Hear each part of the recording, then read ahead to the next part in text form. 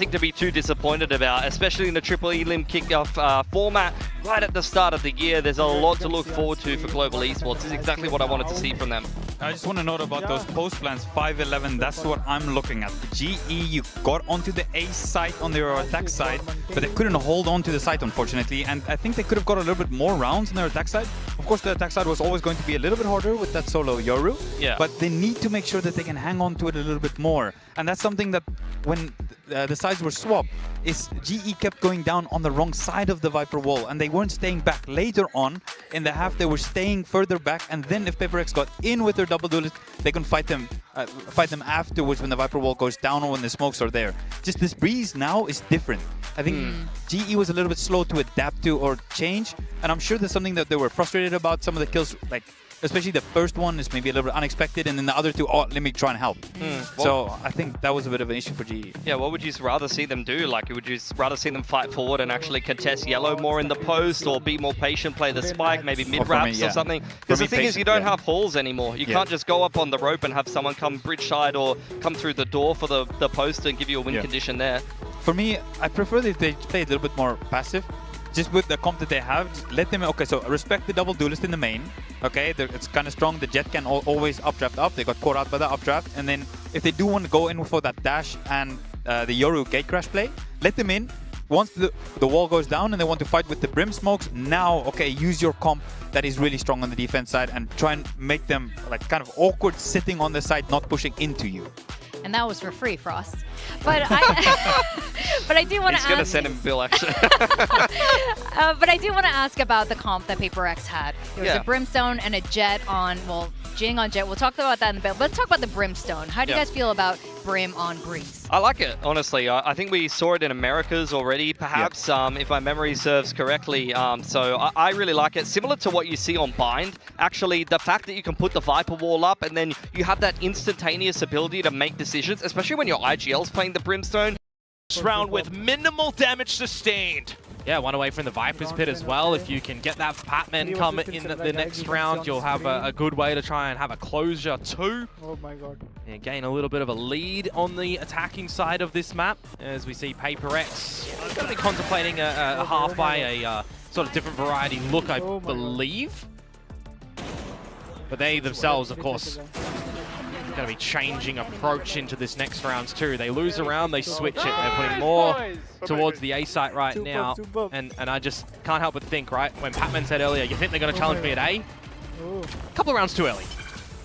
Yeah. Slight challenge now, but it's just to get the orb. But I want to see them ramp up. I want to see them recognize this really early and go towards the B site, which is exactly what they are doing. It's good decision making here. Did Autumn not spot him? Oh no! Well, the trade is there at the very least. You are bang on for that, Komodo, but here they go. Trying to get the spike down, trying to get it all covered with this Viper's Pit. PRX hot in their heels, though. Off to the top of heaven. 3 players, a slight clone, and also Jing with the Phantom. Does something want to drift here? One of those things that you're considering. Sheriffs, though, Forsaken still somehow makes it work towards the back of Garage. And there they go, trying to triangulate on towards Patman, and down he goes. Javi, Crystal, they've got to hold this tight. So far, so good, spotting out something as well. He's trapped in the corner, and he's trying to strafe around it. What a shot onto Javi. 20 HP, but he's down. Needing to get onto the spike, running out of time. Crystal with the shot at the end there, and Global takes the lead. It's a bit expensive though. At the end of the day, one player surviving, the pit utilized. However, you do draw out that drift from PRX. And at the end of the day, you win the round, and that's exactly what we want to be seeing from Global Esports. We want to be seeing them make good decisions and, you know, be rewarded in these components. But for PRX, I feel like there was a world in which they get that, of course, right? They themselves are hitting their shots, getting in their drifts, seeing exactly where their opponents are, going for the body blocks, going for the sprays. Doesn't result in a round win though. And now there's a timeout on the back of that too. Defensive side of Split. Not going too crash hot for PRX just yet. Just keeping things a little bit competitive. But yeah, you're absolutely right. I mean, they've been challenged round after round, switching up their defensive setups. What could the next one possibly be? especially considering the economy, which should come back up. Meanwhile, though, I mean, for GE, just the way that they've been playing around it, you were calling for it, Komodo, for them to recognize the fact that, yeah, if they're going to be applying pressure earlier on, we should be pushing on other parts of the map. And they did just that. Oh, it's just kind of normal recognition bits, right? If you count 3-4 different sets of utility towards one side of the map, you know that the other side is going to be extremely weak. You've got the cheated rotate of a Yoru, don't forget. But at that point in time, it doesn't really matter. It's still going to be weak. Now the evolution gets popped from Yudotan, and it's going to be a split approach for now. Try and send PaperX to this A site to stack it while you ensure that the B site is no longer equipped by your opponents, and that's exactly what's happened here. GE into the site, they can get the plant. Patman finds something. That is a pretty good opener. Bring them down. What a way to thwart your opponent's plans. Now setting up the smokes and everything as well, but Envy tries to seize the initiative. Goes in along Nightfall and Showstopper. Going through with the TP as well. Yudotan trying to bypass every single bit of it, but it's not enough. The shots coming through from PaperX, and they're starting to surround this pillar. Javi still trying to isolate. Not quite happening. Autumn coming back through from top heaven now, but it's a 1v2. Does he have the angle? It's slightly smoked off. PaperX will double up, and they get the defuse at the end. The score tied up back to back. Now, unfortunately for Patman as well, just wasn't expecting a hell drop. Be pressuring him from a couple of different angles. I did like the time that was bought slightly by the interceptor, right? Showstopper was popped, but you couldn't shoot that out. They had to switch weapons to be able to destroy it. And as soon as it turned into, you know, the 4 versus 4, you just have so many PaperX members around the site who are just going to start shooting every angle that they possibly can. There's a lot of smokes that are just carpeted around the site as well, that you're just trying to slice it any which way you can. Tied scoreline now 4-4. Good conversion on the back of PaperX's time out. And by position, you do see a bit of a default play by Global, rewarded with the operator for the first engagement. That's going to be a bit of a surprise. Even a mark Viper spit down as well, though. Forsaken doing what he does best with his signature smoke. Pushing in towards B lobby. Flash to potentially come out from something as well, but he's just going to do the TP bait.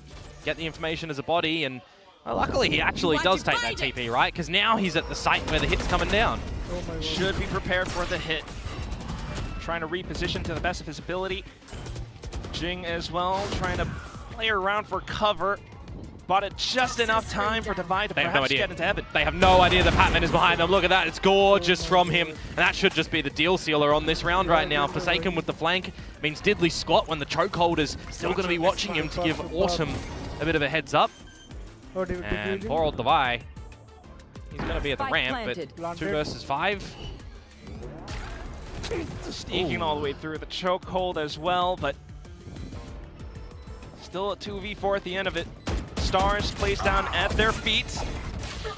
And also low HP, but still finding a kill onto Pat. Here comes Javi. And Forsaken left.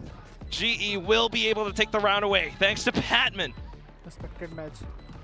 That's 2 components in that round for me, really. Autumn finding the initial engagement against Envy, and the fact that Jing is down on the site as well, isolated. And then you've got the settling too, right? You've got the regroup approach to come through from GE.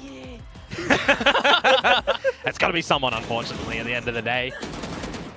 But yeah, we've all been there. Really nicely done from Patman, though, as saying, you know, getting that gap around the map to find the 2. Oh my god. Breaks the econ of PaperX as well. Some buckies, some pistols. Forsaken in his home.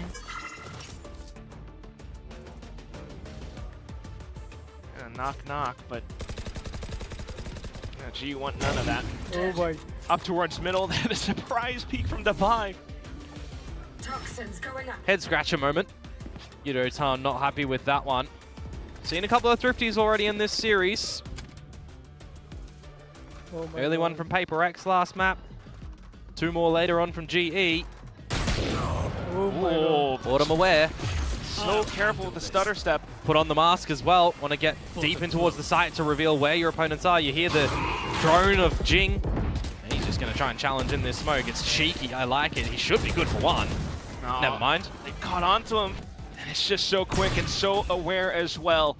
Still, though, Divine with his Sharp. He had the kill from before. Does find a second one, but now hitting the deck thanks to Patman. And you got to remember as well, with all the time that's been bought around this, is there a flank that could come out? That's what Javi's thinking currently. As Envy at the tower will be met with something.